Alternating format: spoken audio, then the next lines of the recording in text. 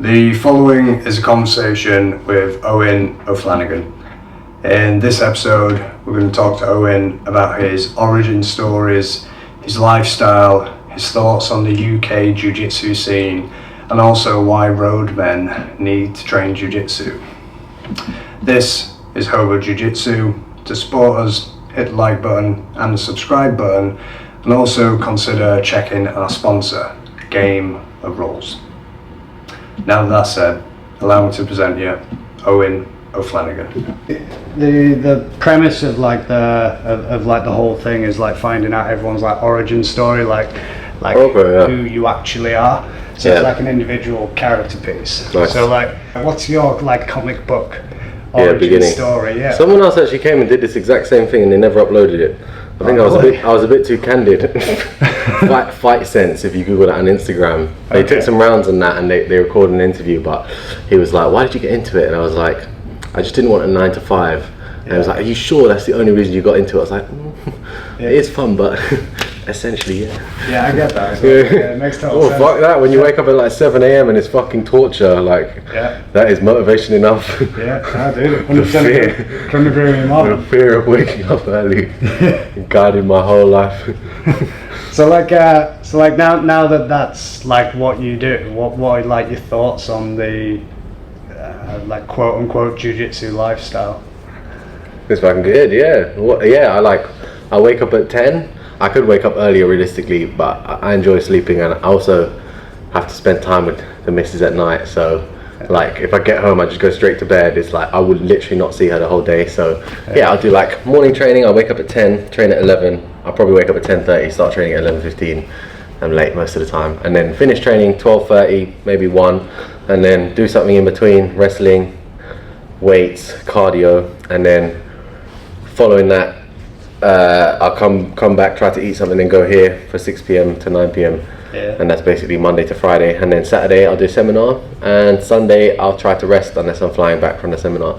Okay. And that's basically every week. That's the lifestyle. Yeah, that is the lifestyle. I also smoke a huge amount of weed, and and this facilitates it. There's no drug testing. They wouldn't drug test you for weed anyway, but like it's not like a 9 to 5 where maybe they drug test you or you just can't come in stinking of weed. So, but this is fine, bro. Just wake up, I have my spliff, and then go to training, and in between each is a spliff and some food. Yeah. It's a perfect lifestyle for me. It's like as relaxing and fun a life as possible. Yeah. Do you think like you chose that? Do you think like I fully chose that. Yeah. When I was at uni, I could have done economics seriously and done that as a choice, but like when I was there, I was just sitting in economics lectures, just thinking about jiu-jitsu. I was just on YouTube watching jiu-jitsu moves and that, and I was just like, realistically, like I'm not even really trying to be professional at jiu-jitsu, and I'm already like pretty good. And then when I beat Ross Nichols, I was still at uni, and he was like the best in the UK, and I beat him, and I was like, well, if I beat him, then clearly I'm like one of the best in the UK, and if you're the best at something in a country, you can make money off of it simply from scarcity. Nice. So that was it. Well, obviously there was like people like who had stopped competing, like Roger and Braulio and all these people, but people that were actually competing, Ross was the best one. Yeah. Do you think it was like a case of like just perfect timing? Also, I had been doing grappling since I was like 4. So I've done judo from 4 to 11, then I took like a 2-year break from all sports, and then just internet, and then from RuneScape, and then from 13 to like now it's just like judo and jiu-jitsu and wrestling all the time. When I was like 13, I was doing 3 a week, and then and it just escalated till I was doing like 7 sessions a week, and school and all that. And then once I got to uni, I tried to do a bit of uni, and I realized how shit it was and how much I didn't want that, and then I was just like full-time using my student loan to train jiu-jitsu and smoke weed. That's nice. And that was the lifestyle for the last however long. Yeah, man. Well, do you remember like at what point you made some sort of a choice to go, right, that's it? Do you remember like where you were? Was it like a hard decision, or was it like... Very easy. Like at the end of uni, I got my 3rd. I'm not doing economics then. And also I wasn't like, basically 2 years into uni, I was a 4-year course, 2 years into uni, I just completely stopped going to lectures and like no one even called me up about it until like a month before the end of the 4th year, because there was a group project I was supposed to do. Okay. That they found out like, who the fuck is this guy basically that's like on our sheets but I've never seen. And they called me and I was like, listen, like at this point, like I need to do Deliveroo to eat food because I have no money, and I need to do jiu-jitsu because that's all I care about. So I'll do the work, I'll do the exams, but I'm not doing a group project. Nice. And that was in. Yeah, and at that point I already knew, but basically 2nd year in, I was like, I'll try for 2 weeks to go to uni. And I was just like, nah, fuck this. And then went back to just training all the time. Training in Cardiff. That was good. Yeah. Enjoyed that. Craig Ewers. And it was like good atmosphere as well, because it was kind of a newish gym in that everyone was pretty low level.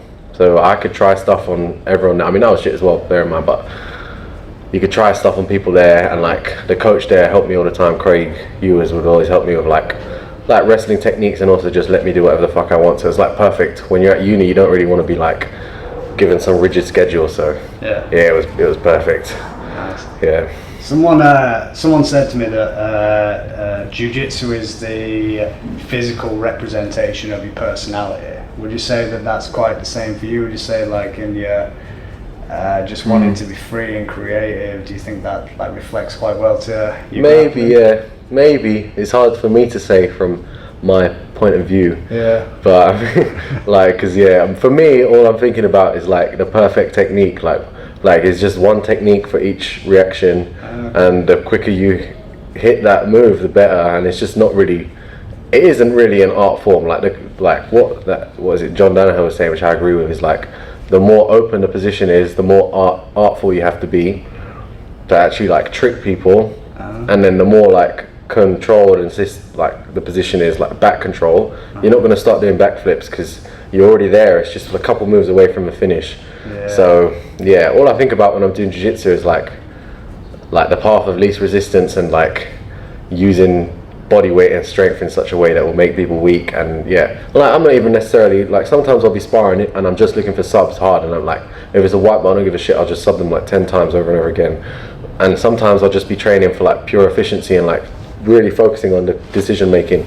That was another thing, like just decision making when you're training. Like you can autopilot and just like, he does something and then I like disengage a bit and try again, and then I disengage a bit and try again. Or you can go in, let them do their move and get the position, and then you're ready to counter that position once they make it, rather than disengaging and resetting to a neutral one. So yeah, that's what I notice wrestlers do a lot when they wrestle. Like when it's a shit wrestling match, neither of them will be risking or like allowing the other to work. And when it's a good wrestling match, maybe they're just so sharp that they don't allow them to work, but the guy works and then they counter it like amazingly. And then some matches will just be like super negative and scrappy, and then maybe someone overpowers someone and they make a mistake at the end. But yeah, the goal is to get like fluid jiu-jitsu where you can just do it with no injury risk ever. And not getting tired, like doing it like a jog. That would be the dream. Yeah, interesting. So I had another question about like your schedule, because you're essentially like in your peak, right? This is like your prime years. But you seminar like pretty much every week, right? Yeah. So like that's super rare for most people in the prime. You know, most people wait until it's the happy days, you know, that after all the competition, and then they start doing the seminar talk. Like, no one wants a seminar from a washed up guy though. Yeah, this is what I think. Now the question that I have for you is that, like, what do you get out of the seminars? Money as well as like cultural experience. I didn't used to find that interesting, but like what I like to do is go to a place, let's say just some random fucking place in Europe, and I'll just see what the actual place is like. Like I'll see the nice touristy bit, then I'll see like the Croydon of that area, and then I'll get a good representation of the area. And like it's a better way to meet people. Like if you go as a tourist somewhere, you will just do shit stuff. Like unless you know someone there, it will just be shit. But if you go to like a jiu-jitsu club, you're just instantly like in the thick of like actual culture of the people who live there, and like people. Because that's it, people who actually live there and aren't used to seeing tourists and stuff, so it's way better that way. And then make money, which is good, obviously, like you get some financial reward basically, but I don't even really spend my money on anything. And then also good sparring, like keeps you humble. You go around and you're like every gym is the same in a way. There's like 1 or 2 people who are fucking sick, and then the rest of them are like average, and then there's someone who's not so good. And like maybe the level of the gyms vary, but in general, it's 1 or 2 beasts. The coach is like slightly less good than the 1 or 2 beasts, and then and that, you know, varies. But and then the rest of them are just random guys. But it's good. Like you go around, you see the different styles, you realize like wherever you go, it's all the same shit basically. It's just like some gyms have a bit more of a like professor culture, and some of them are just like nice and chill. Yeah, I get you.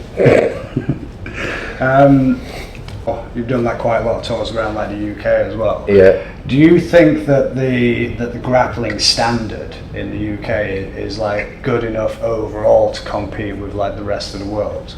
Or do you think it's still playing a bit of catch up? When you say the rest, you mean like America and Brazil? Pretty much, yeah. Yeah, there are parts, but it's just, I mean, the population difference will never be overcome. I think there might be outliers, but the outliers will never be outliers to the outliers. They'll just be like outliers. Like me, for example, like I'm good compared to the UK, but compared to the world scene, I'm like mid, you know.